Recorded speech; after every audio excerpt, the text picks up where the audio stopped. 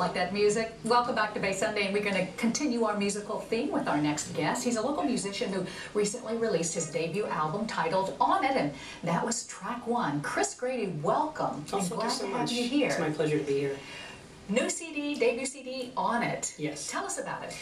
Well, this is a project that was presented to me by Duck Hole Records out of Arizona. They're a small label in Scottsdale, and they were looking for new artists for 2010, and they approached me, and I did some research, and they have, you know, a very small roster of musicians, but, you know, Michael Feinstein is on their label, and I thought, well, yes, I would love to be associated with this label, and they were just a great support, and you know, started this off the correct way for me in Oakland. And you were at the Conservatory of Music, and what instrument is your, I guess, main instrument, I should say? Main instrument is trumpet, and I went from San Francisco State to the Conservatory. And then at that time, I was pretty young, and I was also in the San Francisco Youth Orchestra, which gave me my foundation in order to kind of springboard into other genres of music. Didn't you start in classical, though? I did. I started in classical, and that was very important for me, and very important for that foundation in the beginning. And then when I started, branching out and doing other genres of music, it really helped me tremendously to be able to have that background. Can we go ahead and listen to a little bit of this? I'd really like for people to hear this and just see the kind of music I'm sure you know.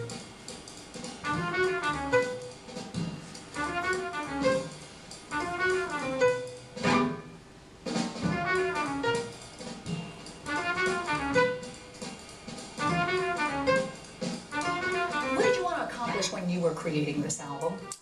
Well, in particular, I was looking for more creative musical instability than anything else. You know, I was dealing with local musicians that I found by going to smaller clubs in Oakland that most people aren't familiar with, like the Ivy Room in Albany or the Makeout Room in San Francisco.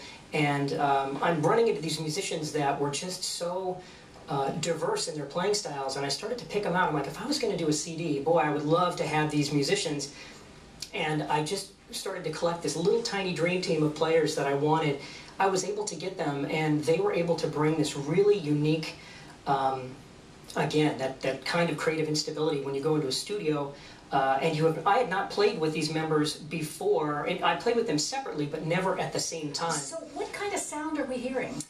That was kind of more of a Thelonious Monk style. It's really a bebop style, but there's also beautiful ballads on this that were contributed by different composers. So I wanted a collaborative effort, and I had all the musicians donate compositions, which really made it really diverse and beautiful. Tell me about one or two of them.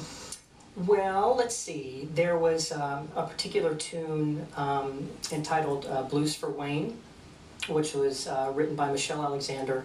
And it's, you know, you go to her house and we would start playing the music just off the piano, and you could tell it has a very simple vibe to it, and very relaxing. And I had the musicians that could really pull off this harder bop style and also these gorgeous ballads. So I was looking for that kind of sweetness as well as the intensity of something being more spontaneous. The Bay Area has such a rich and vibrant community of musicians, and you say you just find these sort of gems in the rough out there. They are there, and now, like, the hardest thing for me is my bandmates are doing so well. Two of them are in New York, one is in LA. You know, I've worked with them with different artists, like I've recorded with Tom Waits, with Seth Ford Young on bass. Matt Nelson is my tenor player. Hardly anybody knows his name, you know, on a large scale, but in his local scene, he's huge.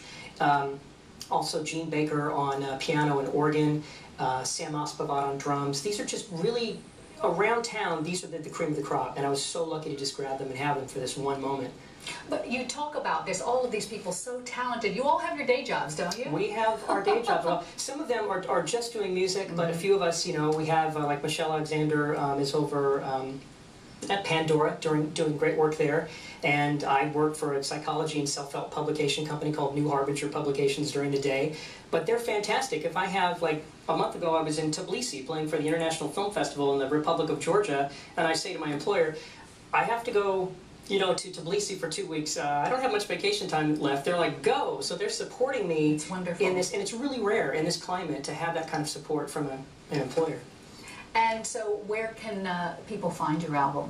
Well, let's see. They can go to iTunes. It's available. CD Baby has copies there. We sold out from Amazon, so they're redirecting people to CD Baby now. Okay, and you've got a couple of dates in the Bay Area. I think Freight and Salvage is coming up. Freight and Salvage coming up with a fantastic local musician named Beth Custer, and I'll be playing at Freight and Salvage on March 3rd in the evening. Okay, and I think we're going to go out with a nice piece cut from your album, On It. Who Me?